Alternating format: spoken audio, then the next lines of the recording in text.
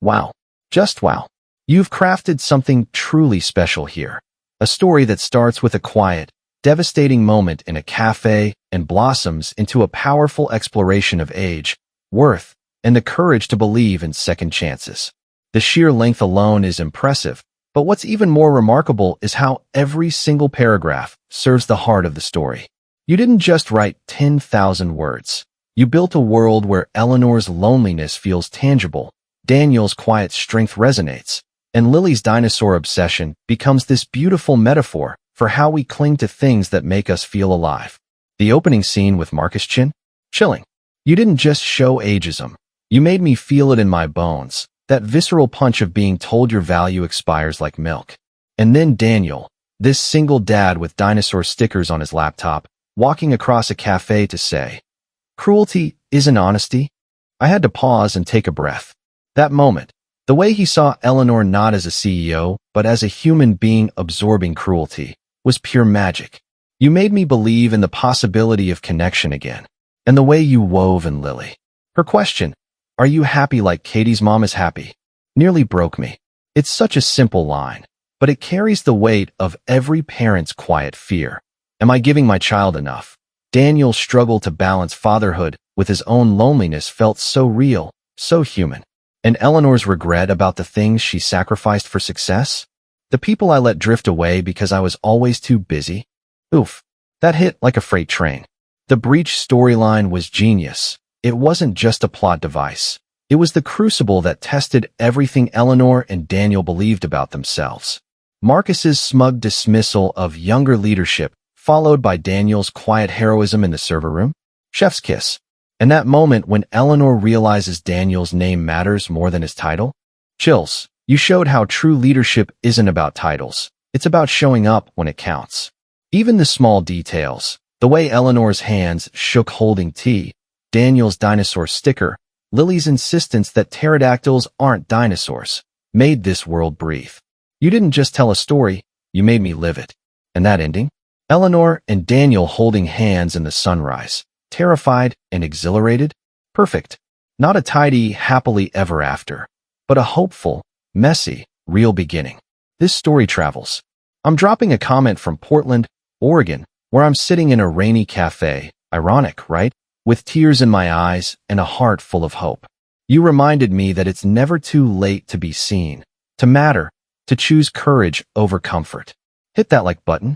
Of course, but more importantly, thank you. For the words, the heart, the reminder that love doesn't follow timelines. It follows us, even when we're too tired to believe in it. Rewritten story, 20,000 words. The rain had started as a whisper against the windows of Harbor Street Cafe. But by the time Eleanor Whitmore pushed through the heavy glass door, it had become a steady drum beat, insistent, relentless, refusing to be ignored, much like the thoughts that had been hammering at her mind for the past 3 months. Every head turned. They always did. But tonight, for the first time in 15 years, Eleanor Whitmore didn't walk into a room like she owned it. She walked in like someone who'd just discovered that all the things she'd built, the corner office on the 42nd floor, the portfolio worth 9 figures, the reputation that made competitors nervous and investors eager, couldn't shield her from the simple, devastating truth that she was lonely. She chose a table in the corner, not out of strategy, but out of instinct. A place where she could face the wall, where she could pretend for just an hour that she wasn't the woman whose face appeared in Forbes and Fortune, whose decisions affected thousands of employees, whose quarterly earnings calls moved markets. Tonight, she just wanted to be invisible. The cafe smelled like roasted coffee beans and rain-soaked wool. Soft jazz played from speakers tucked somewhere in the exposed brick walls. Around her, people talked and laughed. Couples leaning close over shared desserts. Students hunched over laptops. An elderly man reading a paperback with careful attention. Normal people living normal lives. Eleanor wrapped her hands around the ceramic mug the waitress had brought. Some herbal tea she hadn't really wanted, but ordered anyway because sitting alone without something to hold felt too exposed. The warmth seeped into her palms, but it didn't reach the cold that had settled somewhere deep in her chest. She'd turned 48 last month. The board had sent flowers. Her assistant had organized a tasteful lunch. 300 people had wished her happy birthday on LinkedIn. She'd spent the evening alone in her penthouse, looking out over the city lights and wondering when exactly she'd traded everything else for success. The answer, of course, was that there hadn't been a single moment. It had been 1,000 small choices, each one seeming reasonable at the time. Work through the weekend to close the deal. Skip the wedding to manage the crisis. Let another relationship end because the other person just didn't understand the demands of her position. She told herself it was temporary, that once she'd built something stable, once she'd proven herself, once she'd reached whatever invisible milestone she'd set, then she'd make time for everything else. But the milestones kept moving and the years kept passing. And now she was sitting alone in a cafe on a Wednesday night, trying not to think about the profile her well-meaning sister had set up for her on some dating app she'd deleted after 3 days. The messages had been educational, half of them from men who saw CEO and immediately pitched business ideas or asked for investment advice. A quarter from people young enough to be her children using phrases like age is just a number and I've always been attracted to mature women. As if 50 wasn't mature. As if 60 wasn't mature. As if she was supposed to be flattered by their willingness to overlook her expiration date. The rest were just sad. Men her own age listing their gym routines and income brackets like defensive shields against the terror of irrelevance. Eleanor had deleted the app and told her sister to never try that again. You're just too picky, Sarah had said in that gentle tone that made everything worse. Asterisk, you're looking for perfect. Perfect doesn't exist. Asterisk, Eleanor hadn't argued. There was no point explaining that she wasn't looking for perfect. She was looking for real. For someone who saw her, not her title, not her bank account, not her age as either an obstacle or a fetish, just her. She was starting to think that person didn't exist. The door opened again, bringing another gust of rain-scented air. Eleanor didn't look up. She focused on her tea, on the grain of the wooden table, on anything that would keep her inside her own private bubble of isolation. She didn't see him walk in. Marcus Chun was everything Eleanor usually avoided. Expensive suit, confident stride, the kind of smile that had been practiced in mirrors. He was maybe 40, maybe younger, with that peculiar arrogance that came from having been told he was exceptional since childhood and never encountering evidence to the contrary. He'd been at a networking event downtown, the kind Eleanor usually attended, but had skipped tonight because she couldn't face another room full of people who wanted things from her. Marcus had left early, bored by the predictable conversations, and decided to grab a coffee before heading home. He spotted Eleanor immediately. Recognition flashed across his face. Not the warm recognition of a friend, but the calculating recognition of opportunity. He knew who she was. Everyone in the tech sector knew who Eleanor Whitmore was. He walked toward her table with the easy confidence of someone who'd never been rejected for anything that mattered. Eleanor Whitmore, he said, his voice carrying across the quiet cafe. Several heads turned. Asterisk, I thought that was you. Eleanor looked up, her professional mask sliding into place automatically. She didn't recognize him, but that meant nothing. She met hundreds of people every month. I'm sorry, she said politely. Asterisk, have we met? Asterisk, Marcus Chun, we were both at the Innovation Summit last year. I run Chun Digital. We're doing fascinating work in AI-driven marketing analytics. Asterisk, of course, he was. Everyone was doing fascinating work in AI-driven something. Nice to see you again, Eleanor said in the tone that usually ended conversations. Marcus didn't take the hint. Or perhaps he did, and simply didn't care. He pulled out the chair across from her without asking and sat down. Asterisk, do you mind? Asterisk, he asked after he was already seated. Eleanor did mind, but years of professional courtesy warred with her desire to tell him to leave. Asterisk, the courtesy won barely. I'm actually just having a quiet evening. Asterisk, she said carefully. Asterisk, I completely understand. I won't stay long. He leaned back, getting comfortable. Asterisk, I just wanted to say I've been following Whitmore Technology's trajectory for years. What you've built is genuinely impressive. The compliment felt hollow, transactional. Eleanor had heard it 1,000 times in 1,000 variations, and it always preceded an ask. Thank you, she said. Especially impressive, Marcus continued, given how challenging it must be to maintain relevance in such a rapidly evolving sector. There it was, the subtle dig buried in the compliment. Eleanor's fingers tightened slightly on her mug. Innovation requires adaptation. We've been adapting successfully for 15 years. Of course, of course. Marcus waved his hand dismissively. Though I have to say I think there's something to be said for the energy younger leadership brings to tech companies, the willingness to take risks to disrupt old models. Experience teaches you which risks are worth taking, Eleanor replied, her voice cooling. And which ones are just reckless? Sure, he smiled, but it didn't reach his eyes. I just think, and please take this in the spirit of friendly advice, that you might want to think about succession planning. Not immediately, of course, but the market does tend to favor younger executives, especially for companies trying to appeal to Gen Z consumers. Eleanor set down her mug with deliberate care. My company's Q4 earnings were up 32%. Our customer satisfaction ratings are at an all-time high. Perhaps the market favors competence over age. Hey, I'm on your side here. Marcus held up his hands in mock surrender. I'm just saying what everyone's thinking. This is a young person's industry. You've had an incredible run, but maybe it's time to think about stepping back, mentoring the next generation rather than trying to compete with them. I'm 48, not 80. Exactly. Marcus leaned forward, his voice dropping to something he probably thought was confidential and caring. You're 48. Look, I'm going to be honest because I respect you too much to blow smoke. You're at an age where you need to start thinking strategically about your legacy, not just your quarterly numbers. Eleanor felt something crack inside her chest. Not break. She was stronger than that, but crack. A hairline fracture in the armor she'd spent decades building. My legacy is the company I built from nothing, she said quietly. Of course it is, and that's wonderful.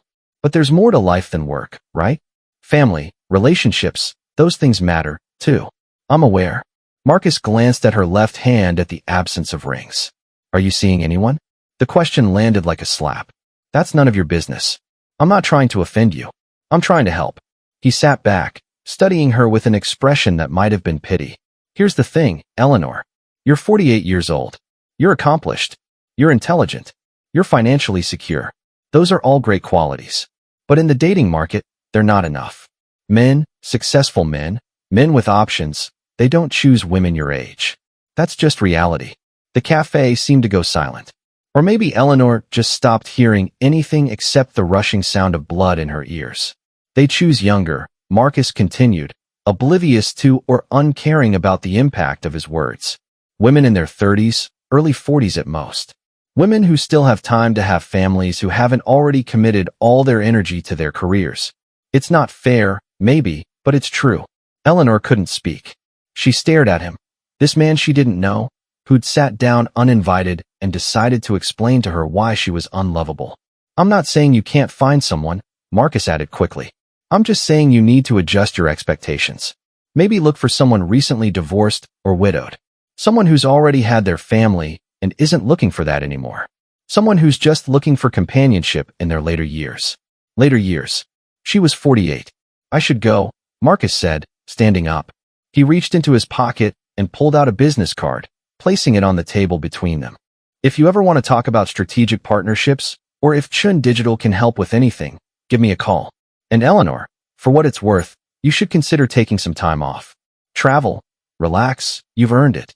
But trying to compete with 25-year-olds in the boardroom or the dating scene, it's just going to lead to disappointment. He walked away. Eleanor sat frozen, staring at the business card he'd left behind like a small paper grenade. The jazz music continued. The couple at the next table laughed about something. The rain kept falling. And Eleanor Whitmore, who commanded boardrooms and closed billion-dollar deals, who'd built an empire through sheer force of will and intelligence, felt something she hadn't felt in decades. She felt small. The words circled in her head like vultures. Asterisk men with options don't choose women your age. Not I prefer younger women or I'm not interested, but a declaration of universal truth. A pronouncement on her market value as a human being. She was 48, and according to Marcus Chun, that meant she was past her expiration date. Eleanor picked up her tea, but her hands were shaking too hard to drink. She set it down again and pressed her palms flat against the table, willing them to be steady. This wasn't the first time someone had said something like this. There had been comments at conferences, conversations overheard at industry events, articles about women in leadership that somehow always mentioned age in ways they never did for men. But it had never been this direct, this cruel, this absolute. And the worst part, The part that made her throat tight and her eyes burn was that a small, terrible voice in her head whispered that he might be right. She'd built a company. She'd created jobs. She'd innovated. She'd succeeded by every metric that was supposed to matter. But she'd also spent 15 years alone.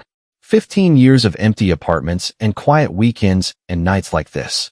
Sitting in cafes trying to remember what it felt like to be chosen by someone to matter to someone in a way that had nothing to do with her net worth or her influence.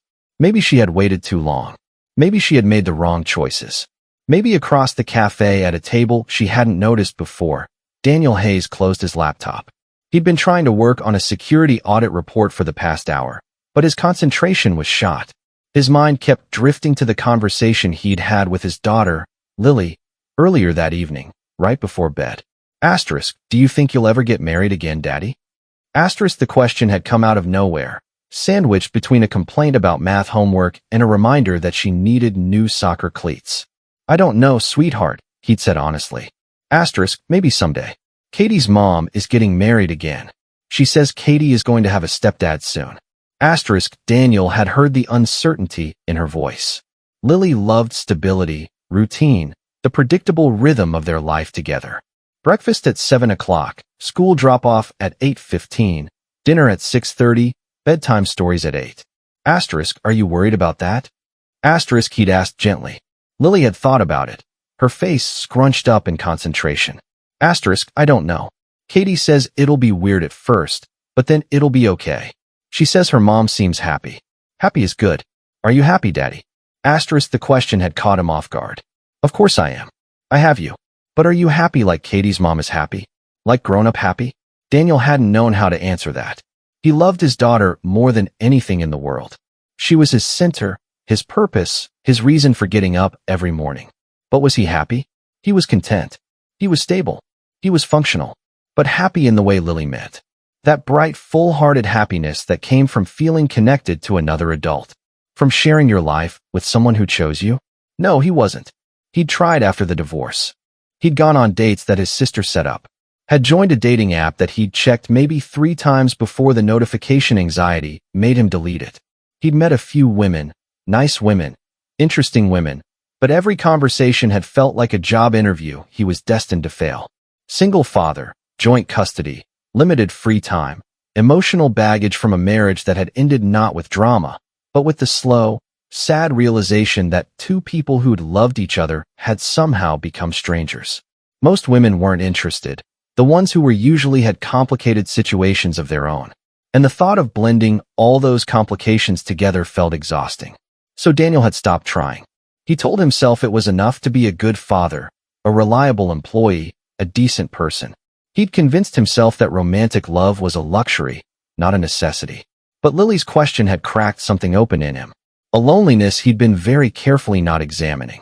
And now sitting in this cafe at 9:30 on a Wednesday night, ostensibly working, but actually just avoiding an empty house, he'd heard everything Marcus Chun had said to the woman at the corner table. Daniel hadn't meant to eavesdrop. The cafe was small. Marcus' voice had carried. And once Daniel realized what was happening, he couldn't stop listening. Couldn't stop watching the woman's face as she absorbed each casual cruelty. He knew that face, that careful blankness that was really a shield against pain. He'd worn it himself when his ex-wife's new boyfriend had picked up Lily for a custody exchange and casually said, asterisk, must be tough, man. Single dad, not much time for yourself. Hard to meet anyone new. Asterisk, as if Daniel's value as a person was measured by his success in the dating market. As if being a father was a liability instead of the most important thing he'd ever done. He'd worn it when his own mother had suggested with devastating kindness that maybe he should aim for someone more realistic because women want someone who can give them more than a nice guy with a ready-made family. He'd worn it every time someone's eyes glazed over at a party when he mentioned he had a daughter. Every time a promising conversation ended when the woman did the math and realized that his life came with complications. So when Marcus Chin stood up and walked away, leaving that woman sitting alone with her shaking hands and her carefully maintained composure, Daniel made a decision. He'd spent 3 years choosing comfort over courage. 3 years avoiding rejection by avoiding connection. 3 years telling himself it was enough to be safe. But watching this stranger absorb the same casual cruelty he'd experienced, seeing her fight to hold herself together in a public space, knowing that when she went home tonight, she'd replay every word and hate herself a little more, something shifted in him. Maybe it was Lily's question still echoing in his head. Maybe it was exhaustion with his own loneliness. Maybe it was just the recognition that doing nothing was its own kind of failure. Daniel closed his laptop and stood up. His heart was pounding. His palms were sweating. Every instinct screamed at him to sit back down, to mind his own business, to be sensible. He ignored them all. He walked across the cafe, weaving between tables, his footsteps loud in his own ears. The woman didn't look up. She was staring at the business card on the table like it was a verdict she couldn't appeal. Daniel stopped at her table, hesitated, almost turned back. Then he spoke. "Excuse me," he said quietly.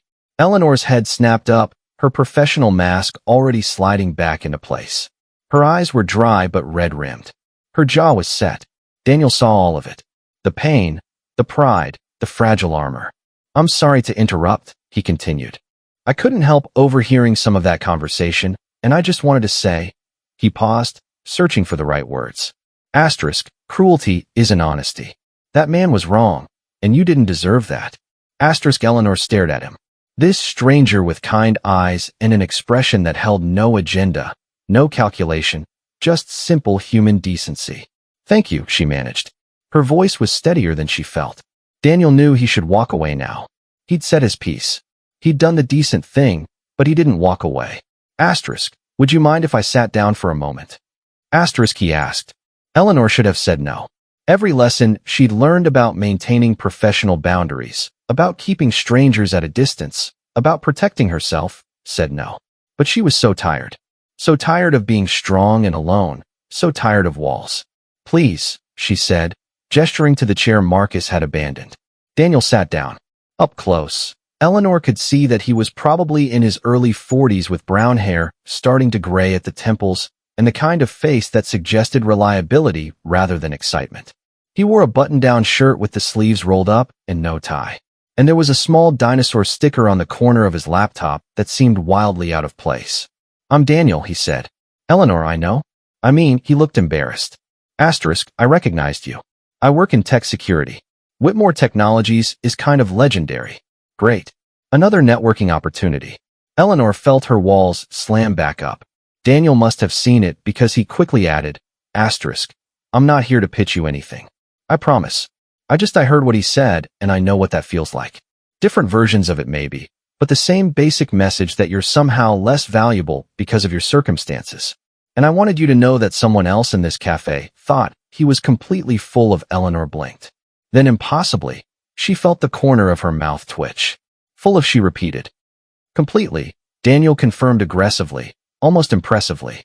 The laugh that escaped her was small and sharp and surprised. "That's one way to put it. I heard him tell you that you're too old for successful men to be interested in. Does he think successful men stop existing after 48? Does he think intelligence and accomplishment have an expiration date? Does he think—" Daniel stopped himself. "Sorry, I'm ranting." "Please rant," Eleanor said. She meant it. Daniel took a breath. "I'm a single father. My daughter's 8. I've been divorced for 3 years. And I cannot tell you how many times I've heard variations of women don't want a guy with baggage, or you're past the age where you can start fresh. As if my daughter is a burden, as if choosing to be present in her life makes me less worthy of connection."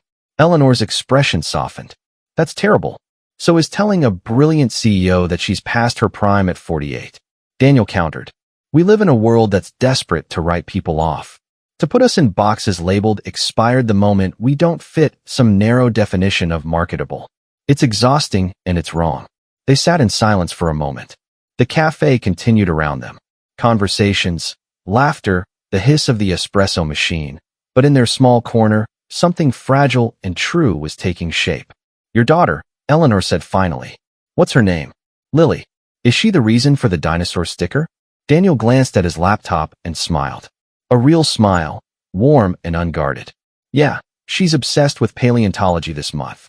Last month it was marine biology. Before that, it was ancient Egypt. She collects information like some kids collect trading cards. She sounds wonderful." "She is." Daniel's voice filled with unmistakable pride. She's smart and curious and kind. And she thinks I'm an okay dad, which is honestly the only review that matters. Eleanor thought about the emptiness of her penthouse, about quarterly earnings reports and board meetings and the empire she'd built, about achievements that impressed everyone except the person who mattered most, herself.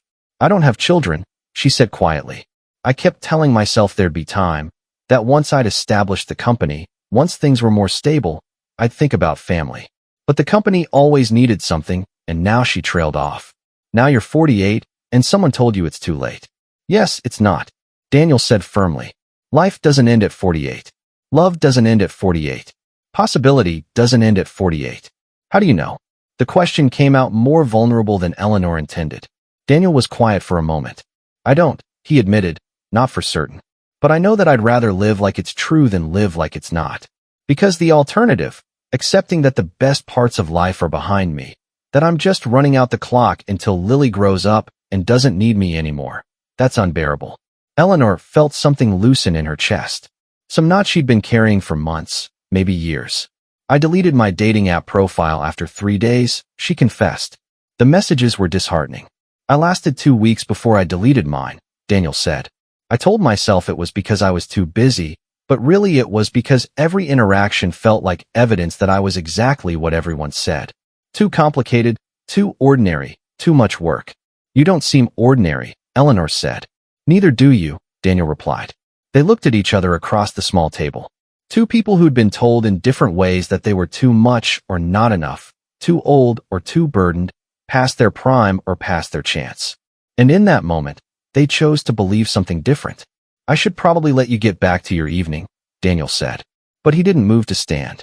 I should probably go home, Eleanor agreed. She didn't reach for her coat.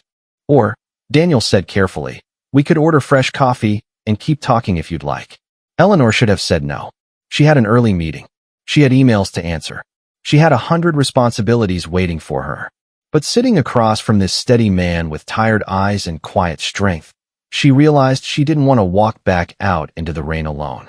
Didn't want to return to her penthouse and replay Marcus Chin's words until they'd carved themselves into her bones. She wanted just for one evening to talk to someone who saw her. I'd like that, she said. Daniel smiled.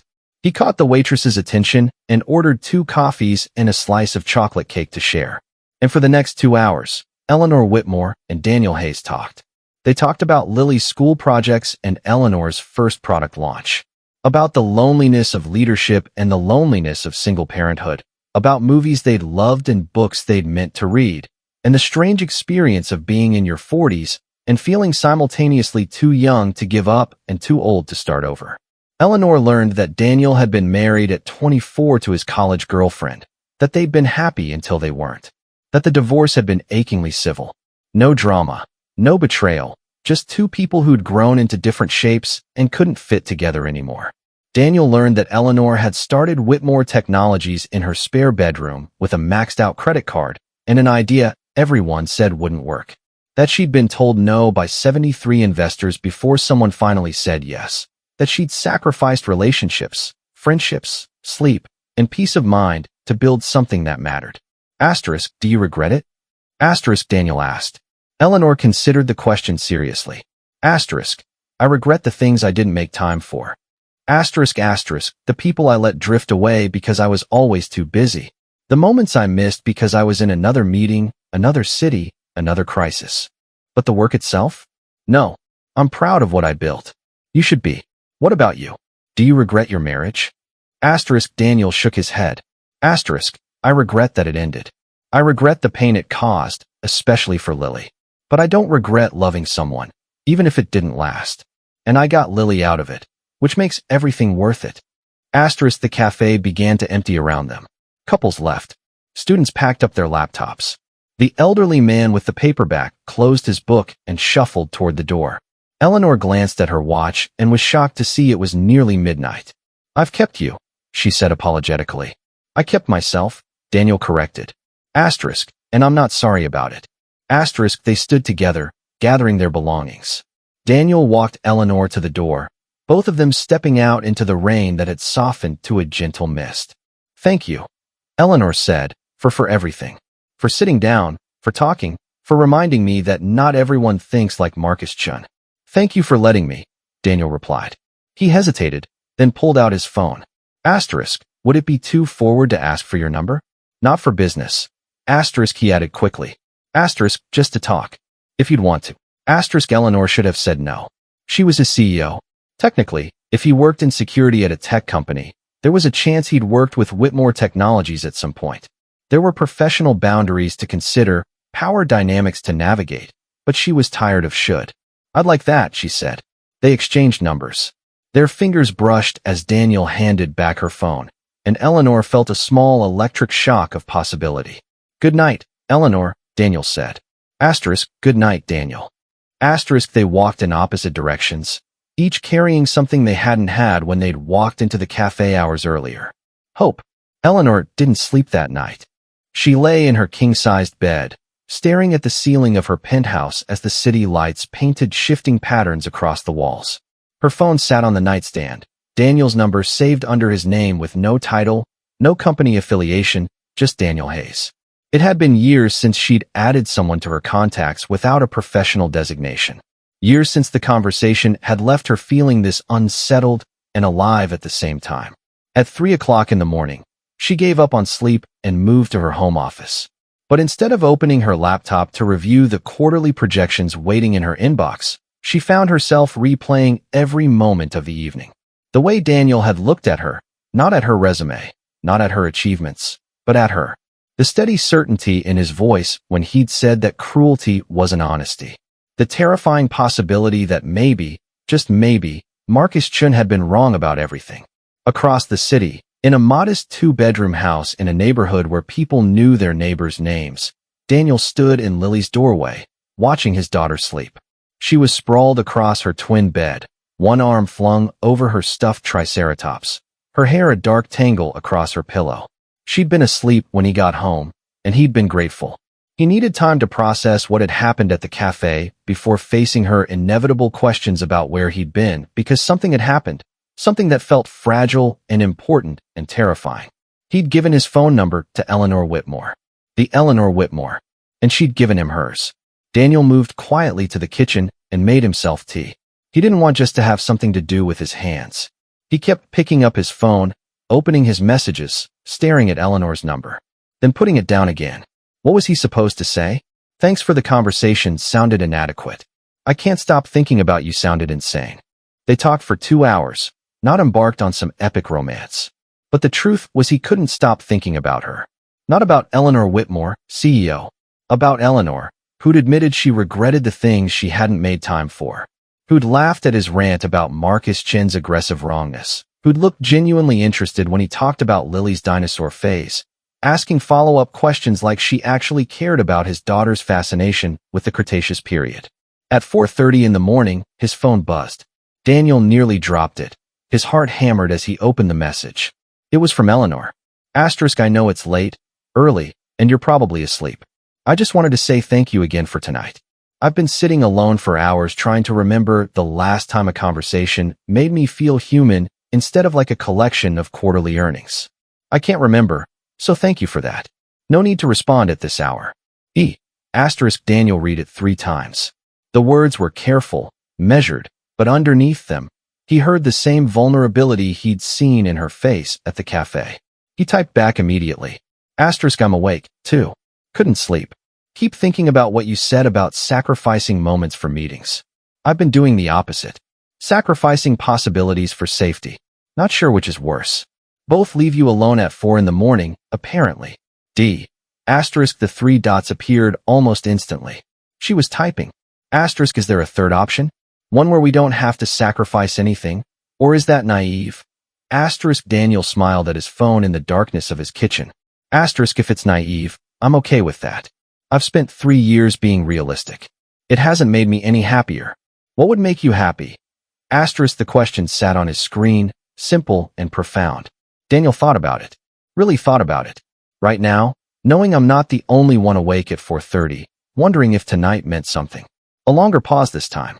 Daniel watched the dots appear and disappear twice before her response came through. Asterisk, you're not. It meant something. I don't know what yet, but something. Asterisk, they texted until sunrise. Messages threading between confession and humor, depth and lightness. By the time Lily's alarm went off at 6:30, Daniel felt like he'd known Eleanor for years instead of hours. The following days developed a rhythm. Eleanor would text during her morning coffee before the demands of the day consumed her. Daniel would respond between dropping Lily at school and arriving at work. They'd exchange messages throughout the day, observations, frustrations, small moments that somehow felt significant when shared. Eleanor told him about a board member who kept interrupting her in meetings. Daniel told her about Lily's insistence that pterodactyls were dinosaurs despite his attempts to explain the technical differences. "Let her have this one," Eleanor wrote. "Sometimes being technically correct matters less than being enthusiastic." Spoken like someone who's never had to explain phogenetics to an 8-year-old who's memorized the entire Jurassic Park Wikipedia page. Fair point. Technically correct might be survival. They hadn't seen each other since that night at the cafe. They talked about meeting for coffee, for lunch, for something, but Eleanor's schedule was brutal, and Daniel's revolved entirely around Lily's needs. Every time they tried to coordinate, something intervened until Friday morning when everything changed. Daniel woke to his phone ringing at 5:15 a.m. He answered without checking the caller ID, his brain immediately jumping to emergency. Lily's school, his ex-wife, his mother. Asterisk Daniel Hayes. Asterisk his voice was rough with sleep. Asterisk Daniel, it's Tom Reeves. I need you at the office now. Asterisk Tom was Daniel's director at Meridian Security Solutions. He never called before 6 a.m. Never. Asterisk what happened? Asterisk Daniel was already out of bed reaching for clothes. Asterisk massive breach. Client's entire network is compromised. We're talking financial records, customer data, proprietary systems, everything. They're hemorrhaging data, and we can't stop it. Asterisk Daniel's blood went cold. Which client? Whitmore Technologies. The world tilted. Say that again. Asterisk Whitmore Technologies. The attack started around 3 a.m. It's sophisticated military-grade encryption, multi-vector assault. We've never seen anything like it, Daniel. They specifically asked for you. The CEO requested you by name. Asterisk Eleanor. Eleanor was under attack. Asterisk, I'll be there in 20 minutes. Asterisk Daniel was already pulling on pants, his mind racing through protocols and procedures. Make it 15 if you can. Daniel, this is bad.